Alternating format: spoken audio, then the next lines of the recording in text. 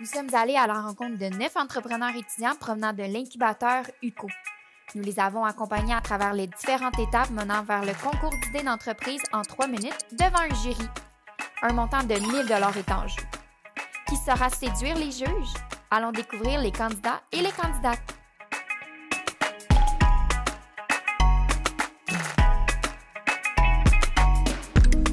Je suis Amélie Roy, étudiante en administration, concentration, management, future entrepreneur. Ma compagnie s'appelle Leary Wolf. C'est une compagnie de vêtements spécialisée pour les femmes dans la construction. Ce que j'ai envie que les gens retiennent de moi, c'est vraiment que ma compagnie est là pour aider les femmes. Je pense qu'on a fait beaucoup de progrès avec l'évolution, mais il y en a quand même beaucoup à faire. Puis je veux surtout donner envie aux femmes de se lancer, de ne pas hésiter, puis de toujours se dire si moi, je suis pas bien dans un contexte, bien, il y a façon de le changer, puis il faut le faire. C'est ce que moi, j'ai fait avec ma compagnie, puis j'encourage toutes les femmes à le faire aussi. Je m'appelle Michael, je suis copropriétaire et fondateur des marchés Munchies, avec une première succursale ici à Saint-Jérôme. Les marchés Munchies, c'est une boutique spécialisée de bonbons, de collations et de boissons non alcoolisées dits exotiques, donc qui viennent un peu partout dans le monde et qui sont difficiles à trouver. Moi, en fait, j'ai plusieurs expériences dans plusieurs domaines, fait que l'essai-erreur, je l'ai déjà vécu. Je peux donc amener une discipline que j'avais peut-être pas plus jeune, un encadrement puis une structure à un étudiant là, qui voudrait prospérer dans un domaine. Il faut avoir confiance en son produit.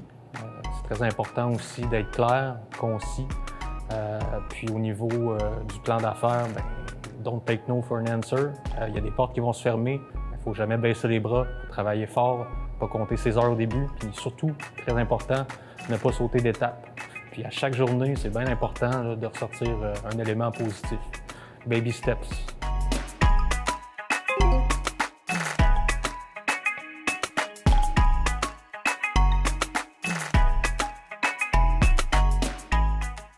Je suis Marc Saint-Pierre, consultant en entrepreneuriat. Je suis Pierre-Éric Thibault, conseiller principal aux entreprises et accélération d'affaires chez Connexion Laurentides. Donc, bien que je suis étudiante, je suis aussi travailleur dans le domaine de la construction. J'ai rencontré une problématique que la plupart des femmes aussi rencontrent, soit trouver des vêtements qui sont adaptés à mes mouvements, qui sont adaptés à mon physique, qui sont pas très coûteux et surtout disponibles en magasin. Aujourd'hui aussi, on peut voir que le gouvernement donne aussi des incitatifs pour les femmes pour aller travailler dans le domaine de la construction. Par contre, lui, le marché offre aucun vêtement de base juste pour pouvoir faire notre métier. C'est pour ça que, par exemple, juste moi, en ce moment, j'ai dû faire peut-être juste un magasin pour trouver des vêtements qui me permettent de faire une présentation. Par contre, pour travailler, mes vêtements, 95% sont concentrés par c'est des vêtements pour hommes. Je n'ai pas de vêtements de femmes pour pouvoir travailler. C'est pour ça que j'ai décidé de bâtir la compagnie Leary Wolf. C'est une compagnie de vêtements qui est adaptée pour les femmes dans la construction. Nous, notre but, c'est de présenter des vêtements qui vont justement répondre aux besoins de mouvement, qui va être adapté à leur physique, qui va être confortable, avec un prix abordable. Donc, comme vous pouvez voir ici, on a des prototypes. Bien sûr, c'est des vêtements qui sont pour hommes. On veut les adapter pour femmes. Puis, comme vous pouvez voir ici, juste celui-là, sur le marché, ça fait à peu près 5 ans qu'on peut le retrouver dans des grandes surfaces. Il y a un prix qui est quand même très stable. Donc, pour le tissu, le vêtement, on sait que chez les femmes, on serait capable de retrouver le même genre de pantalon qui est adapté en ayant un prix abordable qui est à peu près dans les 30 $. Sur le marché, les pantalons qu'on retrouve pour les femmes sont à peu près de 100 $. Pour qu'ils soient confortables, c'est plutôt rare, mais juste pour qu'ils répondent aux besoins, 100 $ de mise de fonds, là, au début, là, juste pour pouvoir en acheter un, c'est 100 $. Donc, nous, on a décidé de faire affaire aussi avec un fournisseur étranger qui offre aussi un service clé en main pour la production, puis pour pouvoir amener nos produits jusqu'ici. Par la suite, nous, ce qu'on aimerait faire, c'est vraiment de pouvoir servir de fournisseur pour les magasins de grande surface pour pouvoir vendre nos produits. On a aussi décidé de faire affaire avec, par exemple, les syndicats, la commission de la construction, les écoles de métiers, puis aussi ce qu'on a de nouveau, qui est les TikTok, où on voit des femmes qui sont influentes, qui vont avoir vraiment des vidéos qui montrent leur prouesse dans la construction, mais pourtant, on voit rien qui est par rapport à leurs vêtements.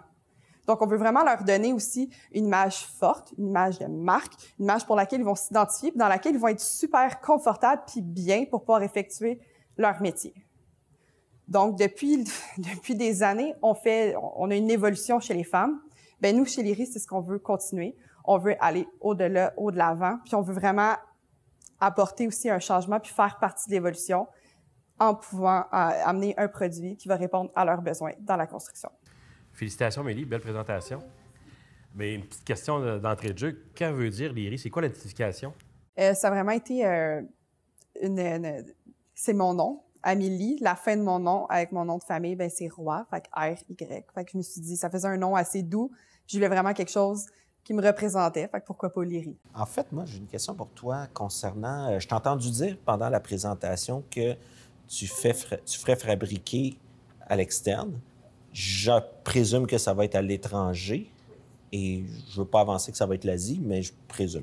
Maintenant, je me demandais, au niveau... Tu n'as pas des craintes au niveau de ta propriété intellectuelle? Tu n'as pas des craintes de te faire copier puis compétitionner par ton propre fournisseur?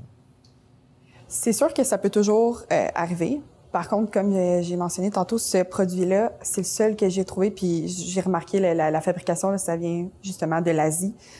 Pourtant, c'est le seul que j'ai retrouvé ici au Canada, puis j'ai fait plusieurs magasins. C'est sûr qu'il y a toujours un risque, mais moi, c'est un risque que je suis prête à prendre, puis j'ai vraiment envie de m'imposer dans le marché. Donc, je veux vraiment être l'image de marque, je veux vraiment être l'image de référence. Puis je me dis, je veux toujours essayer d'évoluer dans mes produits. Fait que par la suite, si c'est mon produit et pour être copié, ben en tant que tel, je vais quand même essayer d'aller l'améliorer. Ben, je me dis, je vais être la première à le faire. Ben si quelqu'un trouve quelque chose qui est similaire, ben je vais essayer d'obtenir quelque chose qui est encore meilleur.